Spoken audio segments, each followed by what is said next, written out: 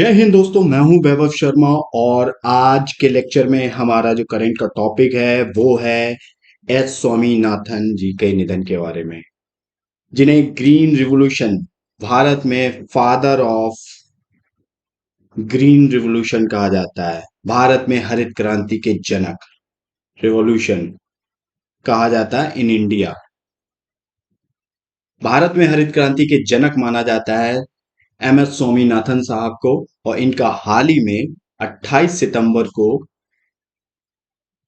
इनका क्या हुआ, निधन हो गया। और इनका निधन हुआ है कहाँ पे? इनके आवास स्थल चेन्नई में हुआ है। चेन्नई में 58 वर्ष के थे ये, 98, 98, सॉरी 58 ही, 98 ईयर ओल्ड थे स्वामीनाथन साहब। और एक बीमारी के चलते इनका निधन हो गया। हरित क्रांति के जनक बोला जाता है इनको। अब हम थोड़ा एस स्वामीनाथन के बारे में जान लें। तो एम एस स्वामीनाथन का जो पूरा नाम था, वो पूरा नाम था मनुकोम्बु, मनकोम्बु संबा शिवन स्वामीनाथन। इनका पूरा नाम था मनकोम्बु संबा शिवन स्वामीनाथन। इनका जन्म 7 अगस्त 1925 को तमिलनाडु के कुंभकोणम जगह पे हुआ था इनका जन्म। और इनका निधन 28 सितंबर को 98 वर्ष की अवस्था में बीमारी के कारण चेन्नई में हो गया, इनके आवास स्थल। स्वामीनाथन साहब को father of green revolution, Bharat में हरित क्रांति का जनक बोला जाता है, क्योंकि भारत में जब खाद्यान्न की कमी थी बहुत ज्यादा, फसलों की, इन सब की, तब ये एक रिवॉल्यूशन लेके आए थे जिसे हरित क्रांति कहा गया भारत में। और इसके चलते इन्हें बहुत सारे अवार्ड भी मिले, जैसे रॉम रेमन मैग्सेसन अवार्ड 1971 में मिला। पद्म भारत सरकार ने इन्हें पद्म विभूषण, पद्मश्री, इन सब अवार्ड से भी नवाजा है। और अल्बर्ट आइंस्टीन वर्ल्ड अवार्ड मिला। और इन्हें बहुत ही एक इम्पॉर्टेंट अवार्ड जो था, जिसका नाम था वर्ल्ड फूड प्राइज, वो भी इनको दिया गया। तो ये सारे इम्पॉर्टेंट इनको अवार्ड भी मिले इस सेक्टर में। और ये बहुत ही बड़े एक भारत में एग्रीकल्चर साइंटिस्ट थे, जिसे कहते हैं प्लांट जेनेसिस्ट थे ये। 1960 में इन्होंने क्या किया था? 1960 में मैक्सिको के जो सीड्स थे, मैक्सिको जो हमारी नॉर्थ अमेरिकन कंट्री है, वहां में कुछ सीड्स पाए जाते थे। उन सीड्स को पंजाब की जो घरेलू किस्म के सीड्स थे उनके साथ मिक्स किया। और मिक्स करने के बाद इन्होंने क्या किया, हाई प्रोडक्टिविटी वाले इन्होंने क्या किए, हाई प्रोडक्टिविटी वाले गेहूं के, वीट जो होती है हमारे, उसके हाई यील्ड वैरायटी के जो सीड्स हैं वो इन्होंने विकसित किए। और इस यही जो हाई यील्ड वैरायटी के सीड्स थे, यही क्या किए, उच्च किस्म वाले बीज थे जे, यही क्या है, यही तो भारत में हरित क्रांति लाए थे। तो इन्होंने ये क्या है, इन्होंने कब किया? ये 1960 में किया था। अब थोड़ा हम हरित क्रांति के बारे में जान लेते हैं। तो ये तो स्वामीनाथन साहब के बारे में था, इनका अभी हाल ही में निधन हुआ है, इसके चलते ये न्यूज थी। अब हम बात करते हैं हरित क्रांति के बारे में। हरित क्रांति में हरित क्रांति के बारे में जानने से पहले थोड़ा हम एक इसके बैकग्राउंड के बारे में जान लें। देखो, भारत में क्या था, भारत जब आजाद हो गया था, स्वतंत्र हो गया था, फ्रीडम मिल गई थी, उसके बाद भी भारत भारत में क्या था, खाद्यान्न समस्या बहुत ज्यादा थी। अब भारत में खाद्यान्न समस्या थी, अन्य कृषि समस्याएं भी, उत्पादक से भारी कमी थी बहुत ज्यादा। तो इन सारी कारणों के पीछे, मतलब ये जो समस्याएं थी, इन सब समस्याओं के पीछे कारण क्या था? अगर कारण की बात की जाए तो वो जो ब्रिटिश हमसे राज करके गए इंडिया पे, जो कॉलोनियल रूल था, उनकी पॉलिसी थी, उन्होंने बहुत ही कमजोर पॉलिसी बना रखी थी। अब देख लो ना, उन्होंने जितनी भी कृषि को लेके पॉलिसी बनाई थी वो सब अपने फायदे के लिए बनाई थी। जैसे उन्होंने देखो परमानेंट सिस्टम लाए थे, ठीक है, कृषि को लेके। इसके बाद वो रैयतवाड़ी सिस्टम लाए थे, बहुत सारी कृषि को लेके उन्होंने जो पॉलिसीज बनाई थी, वो पॉलिसी उनके लिए फायदेमंद थी। और उनके इम्पैक्ट हमें फ्रीडम के बाद भी देखने को मिले। भारत स्वतंत्र हो गया तब भी हमें, और क्या इम्पैक्ट थे, भारत में जो फूड था, फूड ग्रेन्स थे, और जो बाकी जो प्रोडक्ट थे एग्रीकल्चर के, उनकी सबकी कमी देखने को मिली। जब उनकी सबकी कमी देखने को मिली, अगर ये देख लो कि उस समय जो कृषि है, एग्रीकल्चर था, एग्रीकल्चर में लगभग 10% ही क्षेत्र में सिंचाई की सुविधा थी। केवल 10% क्षेत्र में ही इरिगेशन हो सकता था। बाकी क्षेत्र में इरिगेशन की समस्या थी। सोचो कितनी बड़ी समस्या थी यहाँ पे। एनपीके जो नाइट्रोजन, फास्फोरस और जो पोटेशियम जो फर्टिलाइजर उर्वरक हैं खेतों में डाले जाते हैं, इनका यूज एक एवरेज लेवल पे होता था।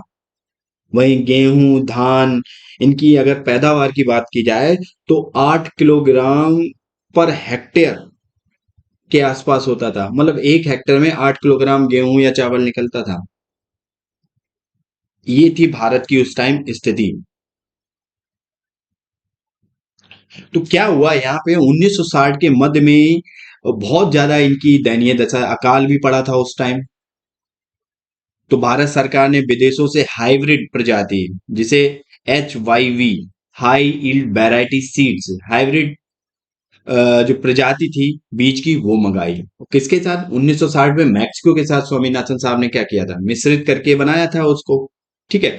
तो ये जो सीड्स थे वो क्या थे, इनकी हाई प्रोडक्टिविटी के कारण, हाई प्रोडक्टिविटी के कारण इनकी तो फसलों की प्रोडक्टिविटी बढ़ जाती थी।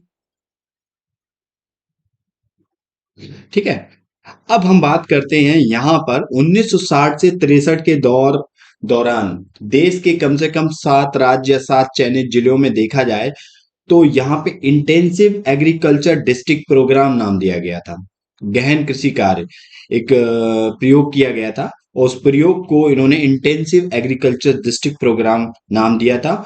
और ये सफल रहा, और ये सफल रहने के बाद भी 1966 से 1966 से 1967 में भारत में हरित क्रांति को औपचारिक तौर पर अपना लिया।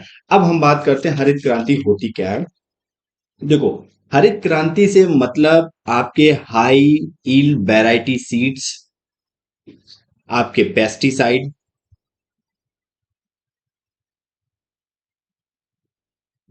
आपकी जो मॉडर्न टेक्नोलॉजी है,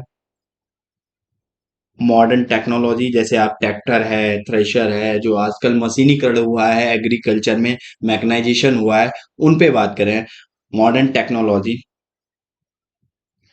तो ये सब क्या है?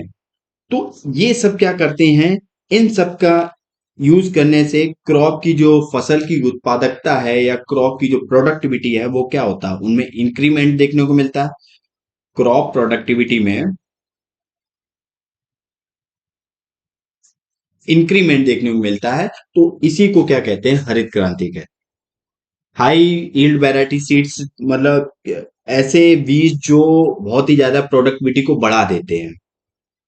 अब पेस्टिसाइड भी यूज, और मॉडर्न टेक्नोलॉजी भी आ गई जिसमें आपके ट्रैक्टर, थ्रेशर, पहले बैलगाड़ी थी, ये सब था, तो उतना काम नहीं हो पाता था। अब तो ट्रैक्टर, थ्रेशर, अब तो कुछ मिनटों में ही, चंद मिनटों में ही काम हो जाता है। खेत की जुताई करना, ये सारे काम क्या हो जाते हैं, कुछ ही घंटों में हो जाते हैं।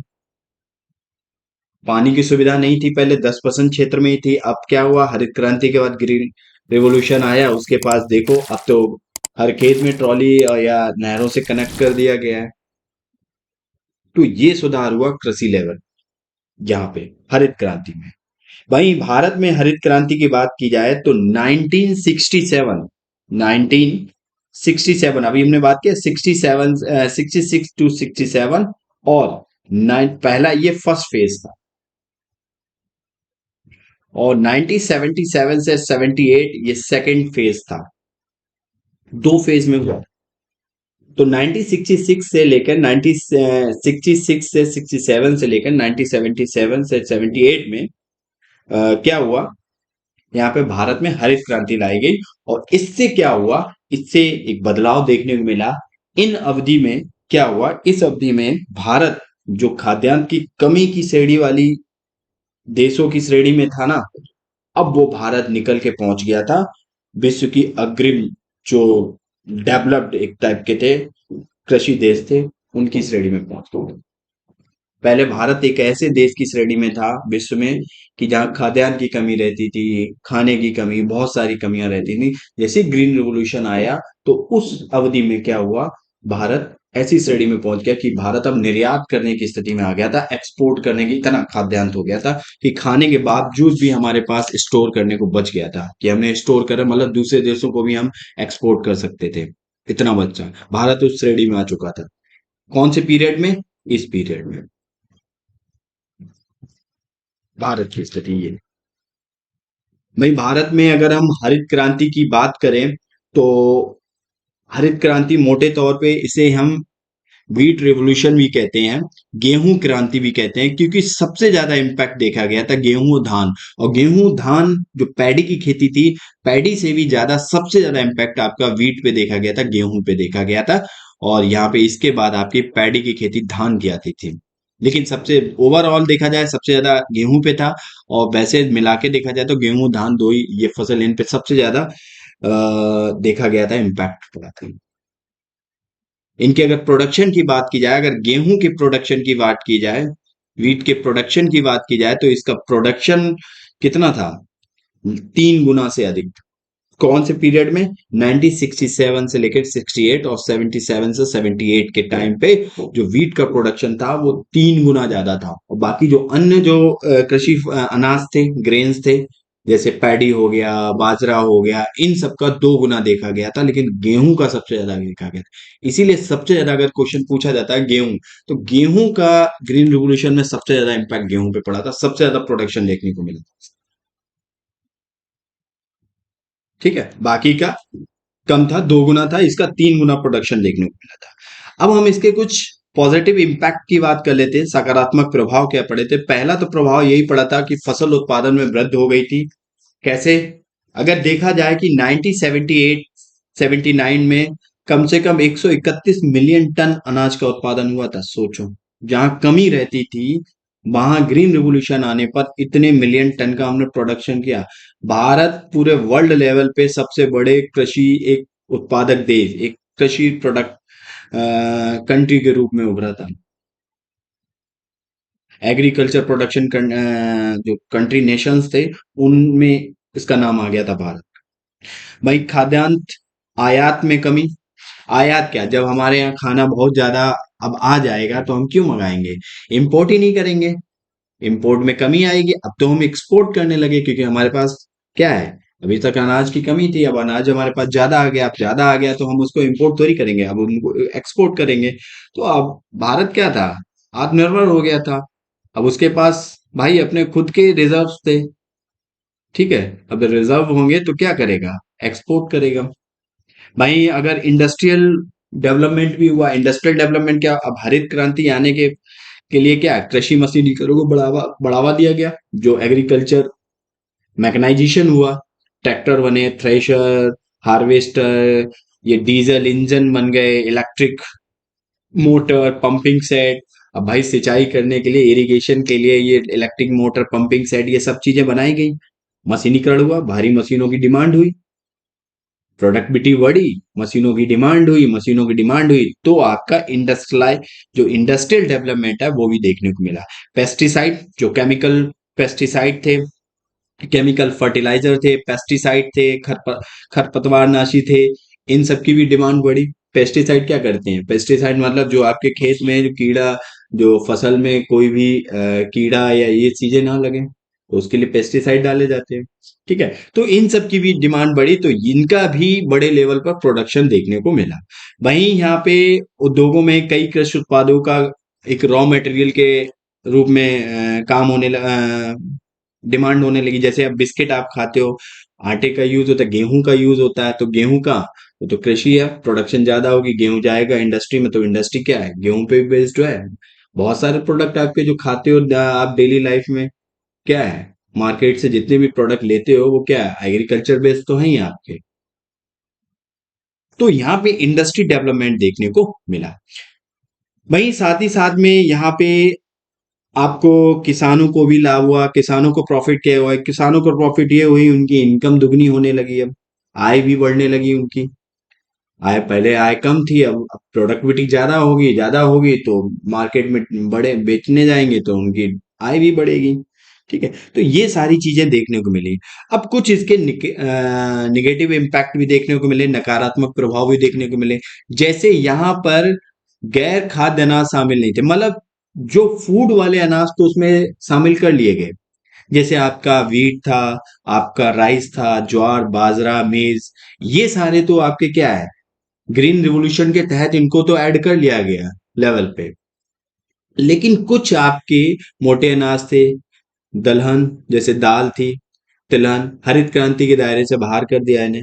जैसे आपके कपास है, जूट, चाय, गन्ना, जो शुगर कैन है, इन शुगर कैन को, इन सबको क्या है, ये हरित क्रांति से अछूते रह गए, इनको शामिल ही नहीं किया गया। तो ये इसका कुछ ना कुछ निगेटिव इम्पैक्ट पड़ा कि इन फसलों पर, क्योंकि भारत में ये फसलें भी एक बड़े लेवल पर प्रोडक्शन, कपास कपास की खेती गुजरात में सबसे ज्यादा होती, ब्लैक सॉइल में देखने को मिलेगी आपको।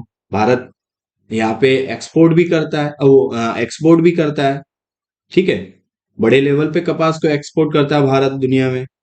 तो ये अगर ये भी अगर हरित क्रांति के ग्रीन रिवॉल्यूशन के उसमें आ जाता कैटेगरी में, तो क्या होता है, तो शायद एक अच्छा और इम्पैक्ट देखने को मिलता कृषि, जो कृषि क्षेत्र में भारत में।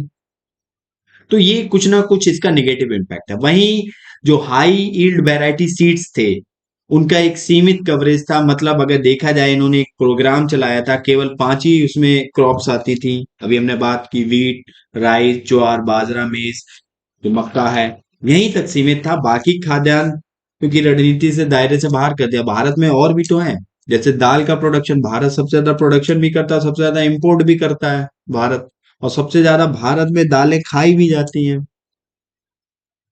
सोचो, उसको क्या किया इन्होंने, ग्रीन रिवॉल्यूशन जो प्रोग्राम था उससे दूर रखा। तो कुछ ना कुछ रीजन रहे होंगे, लेकिन ये इसके नेगेटिव इम्पैक्ट जरूर पड़े, देखने को मिले। वहीं हम बात करें गैर गैर जो खाद्यान्न फसलें हैं, जो नॉन फूड क्रॉप्स हैं, तो नॉन फूड क्रॉप में हाई वैरायटी यील्ड बीज, या तो बात है उस टाइम विकसित नहीं हुए होंगे, या किसान उनके प्रयोग हेतु जोखिम उठाने को तैयार नहीं होगा, सीधी बात है। तो ये थी हमारी हरित क्रांति पे लेक्चर, जिसमें हमने स्वामीनाथन साहब के बारे में जाना। 28 सितंबर को उनकी बीमारी के चलते 98 वर्ष की अवस्था में डेथ हो गई, जिनको भारत में फादर ऑफ क्या बोला जाता है, फादर ऑफ ग्रीन रिवॉल्यूशन बोला जाता है। भाई वर्ल्ड लेवल पे अगर फादर ऑफ ग्रीन रिवॉल्यूशन की बात करें, तो नॉर्मन एक नाम है, Norman Borlaug. Norman Borlaug, Norman Borlaug एक अमेरिकन कृषि साइंटिस्ट थे, एग्रोनॉमिस्ट थे, कृषि वैज्ञानिक थे।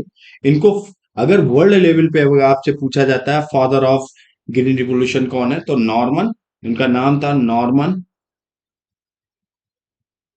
बोरलॉग।